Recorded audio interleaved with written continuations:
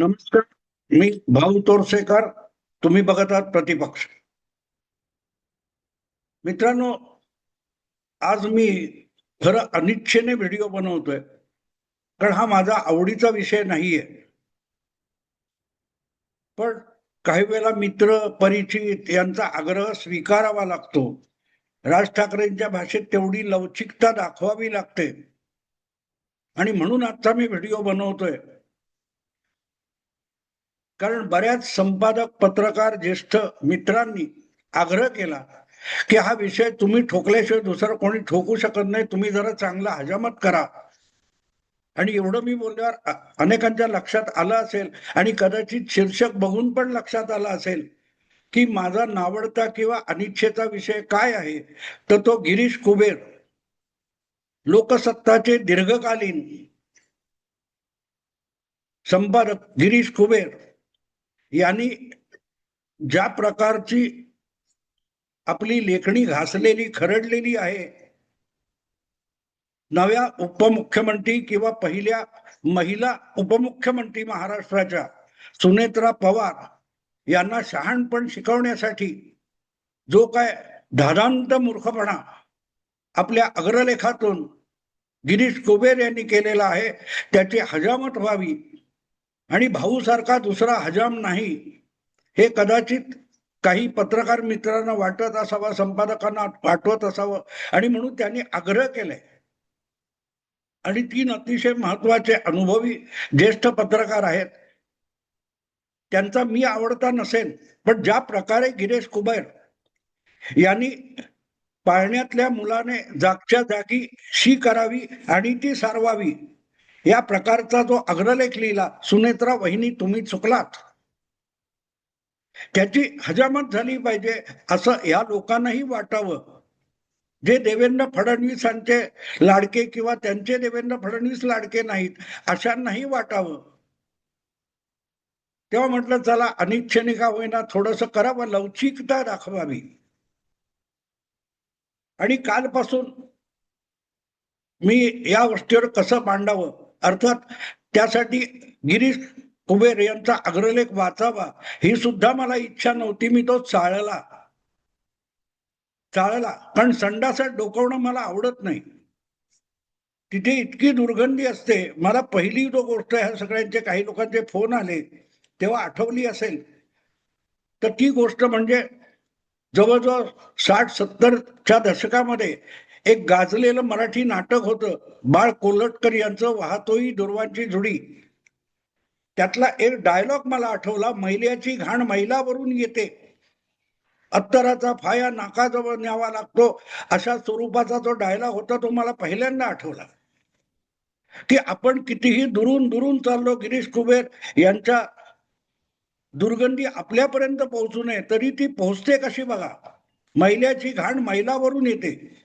या लोकांनी मला फोन करून असा व्हिडिओ करावा असा आग्रह धरला. याचा अर्थ गिरीश कुबेरांच्या कर्तृत्वाची दुर्गंधी, मैल्याची घाण मैलावरून माझ्यापर्यंत पोहोचली आणि मला हे करावं लागलं. आणि मी जेव्हा विचार करत होतो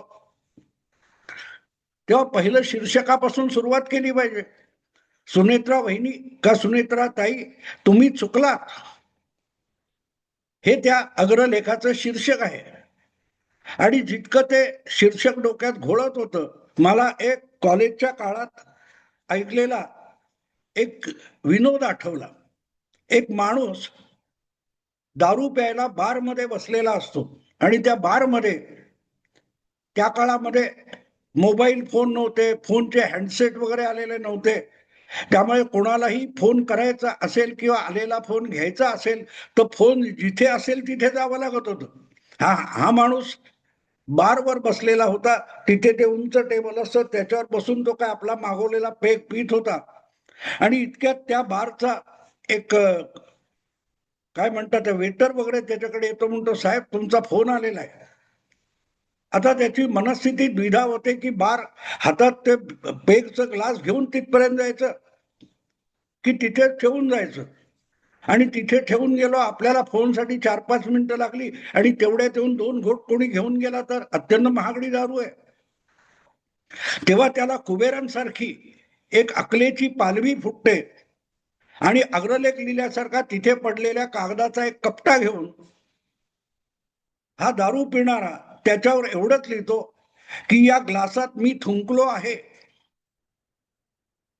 या ग्लासात मी थुंकलो आहे, म्हणजे हा ग्लास उष्ट आहे, तो कोणी एक घोट सुद्धा पिऊ नये यासाठी केलेली चतुराई होती.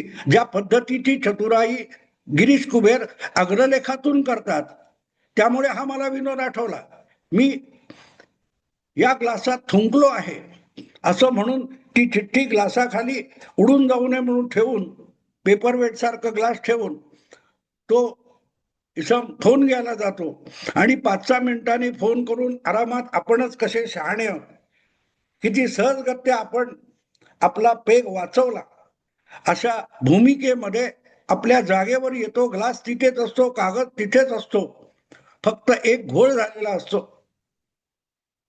त्याने जे लिहिलेलं असतं या ग्लासात मी थुंकलो आहे, त्याच्यापेक्षा वेगळ्या अक्षरामध्ये 2च शब्द लिहिलेले असतात, आणि मी सुद्धा. आता हे आणि मी सुद्धा लिहिणारा कोणतरी वेगळा आहे हे अक्षर आपलं नाही, हे जेव्हा त्या पेग ठेवून गेलेल्या इसमाच्या लक्षात येतं तेव्हा थप्पड मारल्यासारखं, खेटरासारखं त्याचं तोंड होतं की आता जर दुसरा कोणी थुंकला असेल तर मग आपणही दारू प्यायची कशी. केवढा पेच प्रसंग निर्माण होतो बघा. अतिशय अक्कल नसलेली अक्कल वापरली की केवढा भीषण प्रसंग निर्माण होतो.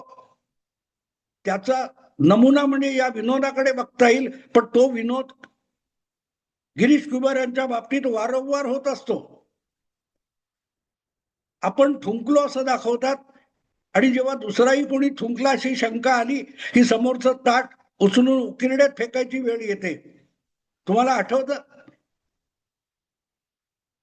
असंतांचे संत नावाचा अग्रलेख त्यांनी विचारपूर्वक लिहिला आणि कंबरड्यात मालकाकडून लाथ पडल्यानंतर निमूटपणे मागे घेतला. जगाच्या पाठीवर आपला विचारपूर्वक लिहिलेला लेख मागे घेणारा हा एकमेव महान संपादक आहे. तेव्हा आपली अवकात, आपली लायकी ओळखावी. ती ओळखली नाही की माणसाचा घोळ होतो. आणि त्याचा अतिशय उत्तम नमुना म्हणून आपण गिरीश कुबेरकडे बघू शकतो. नको तिथे शहाणपण शिकवायला जायचं. सुनेत्राताईंना सुतकाच्या काळामध्ये पतीचा मृत्यू झाला असताना शपथविधीला का जगलात, कसं गेलात, चुकलात वगैरे वगैरे शहाणपण शिकवताना आजवरच्या इतिहासात काय काय झालंय याची आठवण त्यांना राहिली नाही. पण हा निखळ व्यवहार आहे. राजकारण म्हणजे अग्रलेख ठोकणं किंवा हागणं इतकी सोपी गोष्ट नाही, हे कुबेरांना कधीही कळणार नाही. हा माणूस किती बेशरम आहे त्याचा एक किस्सा तुम्हाला सांगतो. तारखेनिशी 2 मे 2 मे 2023 2 मे 2023 या दिवशी शरद पवारांनी आपल्या लोक माझे सांगाती या राजकीय आत्मचरित्राची सुधारित आवृत्ती यशवंतराव चव्हाण प्रतिष्ठानच्या सभागृहामध्ये प्रकाशित केली. त्यासाठी जो समारंभ केलेला होता त्यामध्ये 2 अबलक घोडे आणलेले होते. एक होते एबीपी माझा या मराठी वृत्तवाहिनीचे संपादक राजीव खांडेकर आणि दुसरे होते लोकसत्ताचे संपादक गिरीश कुबेर. या दोघांना आपल्या अजेंड्याच्या घोडागाडीला जुंपून शरद पवारांनी तो प्रकाशन समारंभ साजरा केला होता. त्यामध्ये अर्थातच खांडेकर कुबेर यांची भाषणं झाली. त्यामध्ये त्यांनी कसली कसली पवारांविषयी स्तुतीसुमनं उधळली हे मी सांगायला नको. पण हळूहळू करत इतरांची भाषणं संपल्यानंतर जेव्हा शरद पवार शेवटचं भाषण करायला उभे राहिले तेव्हा त्यांनी सुरुवातीला अशी काही घोषणा केली की टांगा पलटी घोडे फरार म्हणजे काय ते समोर बसलेल्या लोकांना आणि टीव्हीवर बघणाऱ्या लोकांना घरी बसून बघता आलं. अचानक 2 मे 2023 ला शरद पवारांनी पुस्तक प्रकाशनाच्या कार्यक्रमात घोषणा केली की आता खूप झालं, मी थकलोय,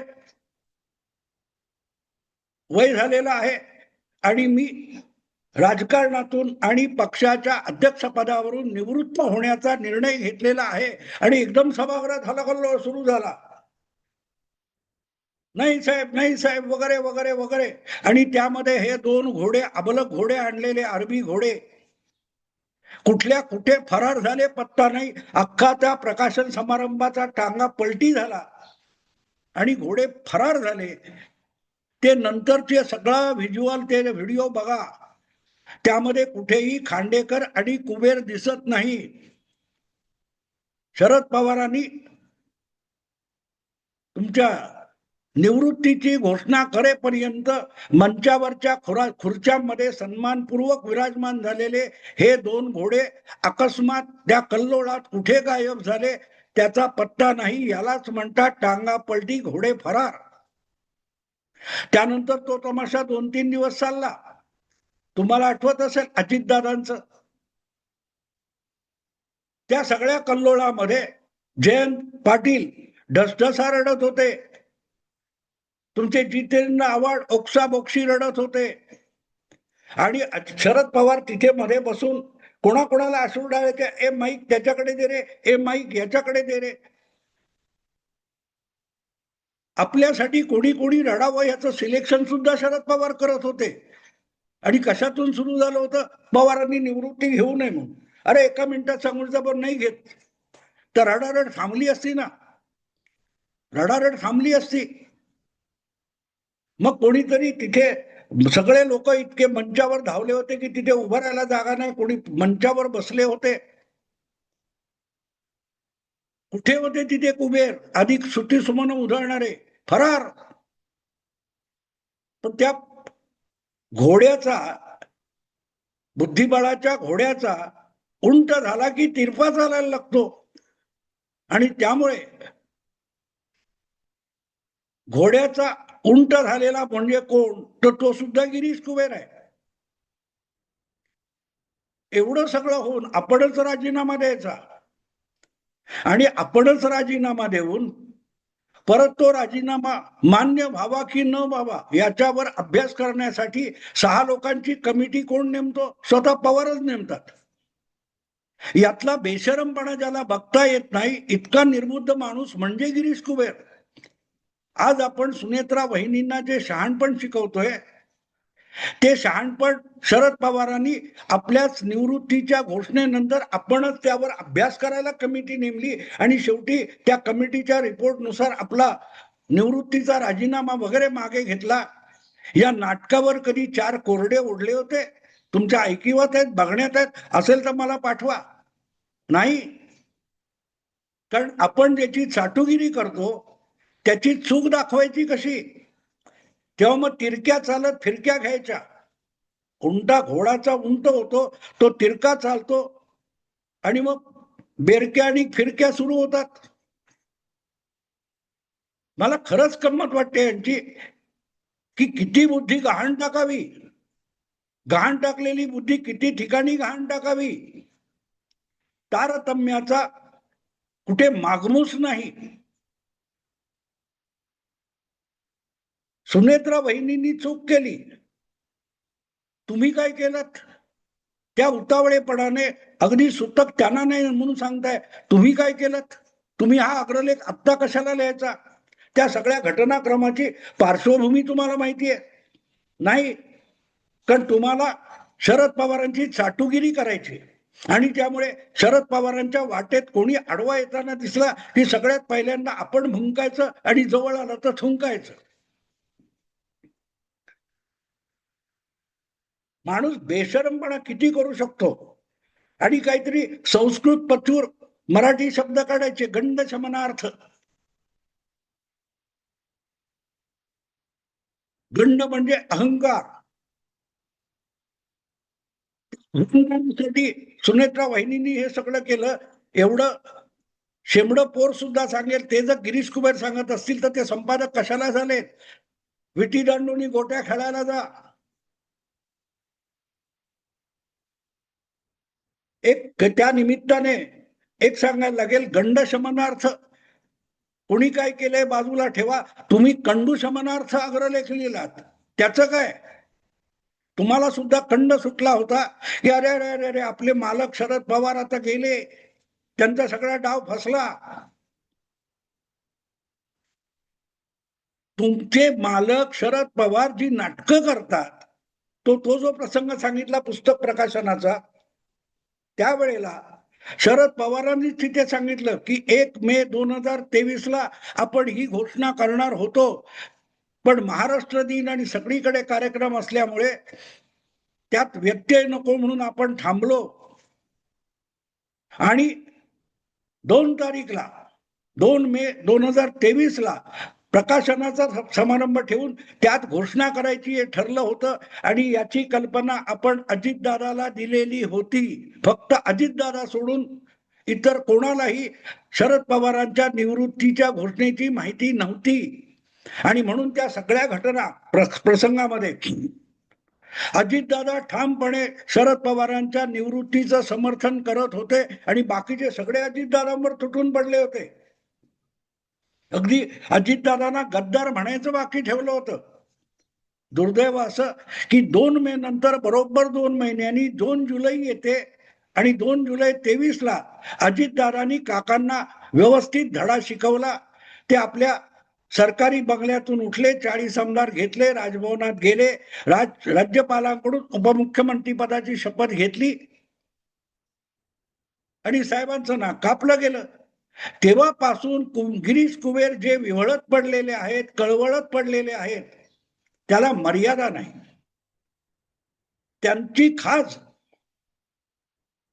पवारांचे गोडवे गाण्यासाठी आणि पवार विरोधकांवर आसूड ओढण्यासाठी गिरीश कुबेरांना सुटलेली खास थांबता थांबत नाहीये. त्यावर एक उपाय, 2 काव्यपंक्ती आहेत त्या सांगतो.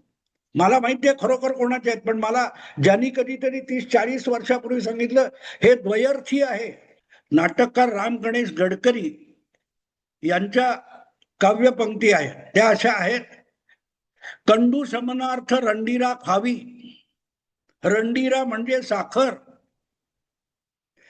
खाज सुटली तर साखर खाल्ली तर खाज कमी होते, असा काहीतरी त्याचा अर्थ आहे. पण तो तेवढ्या पुरता नाही. पुढची अक्षर वेगळ्या जागी तोडली तर त्याचा अर्थ वेगळा होतो. रंडीराच्या ऐवजी रंडी रा पुढच्या खावीला जोडलं तर काय होतं बघा, कंडू शमनार्थ रंडीरा खावी. हे जणू काय कुबेर नावाचा संपादक पुढल्या काळात जन्माला येणार आहे, त्याच्यासाठीच राम गणेश गडकरींनी लिहून ठेवलं होतं काय की असं वाटतं. बेशरमपणाच्या मर्यादा सगळ्या ओलांडल्यात. काय काय आठवण करून द्यायची तुम्हाला. पण ज्या वेळेला अशी निर्बुद्ध माणसं, अर्धवट माणसं संपादकीय पदापर्यंत जाऊन पोहोचतात, तेव्हा प्रिंट मीडियाला आणि एकूणच मुख्य प्रवाहातल्या माध्यमांना दिवाळखोर व्हावं लागलं तर नवल नाही. आज या सगळ्यांवर सोशल मीडिया, डिजिटल मीडिया शिरजोर होऊन बसलाय आणि पेपर वाचेनासा झालाय. घरोघरी पेपर जाणं बंद पडलंय.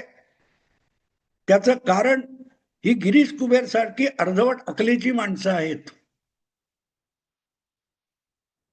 तुम्ही चुकलात. तुम्ही कशाला थुंकलात तुम्हाला लवकरच कळेल, लवकरच कळेल. आणि जेव्हा ते अंगावर येतं तेव्हा टांगा पलटी घोडे फरार. ज्या वेळेला त्या पुस्तक प्रकाशनाच्या वेळेला समोरचा जमाव बेफाम झाला तेव्हा कुठे कुबेर थांबले होते? फरार. टांगा पलटी घोडे फरार. तरी असली निर्बुद्ध माणसं ज्या वेळेला माध्यमांचा कब्जा करतात तेव्हा माध्यमांची विश्वासार्हता रसातळाला जायला पर्याय उरत नाही. आणि हा त्याचा सगळ्यात मोठा पुरावा आहे की चुकीच्या वेळेला आपली अक्कल पाजळणारा माणूस आज संपादक म्हणून मिरवतो, ज्येष्ठ पत्रकार म्हणून मिरवतो. असो, मैल्याची घाण मैलावरून आपल्यापर्यंत पोहोचली तर त्याची हजामत करणंच आवश्यक आहे. त्याचा वास घेत बसायला नको म्हणून मी तो अग्रलेख वाचलेला पण नाही. जे काय आमच्या सुशील कुलकर्णीने जाता जाता त्यातलं सांगितलं, गंड शमनार्थ शब्द जुळवायचे तर अंडशमनार्थ सुद्धा होऊ शकतं. बसा खाजवत. मी थांबतो. मित्रांनो, आवडलं लाईक करा, शेअर करा आणि प्रतिपक्षाला सबस्क्राईब करा. नमस्कार.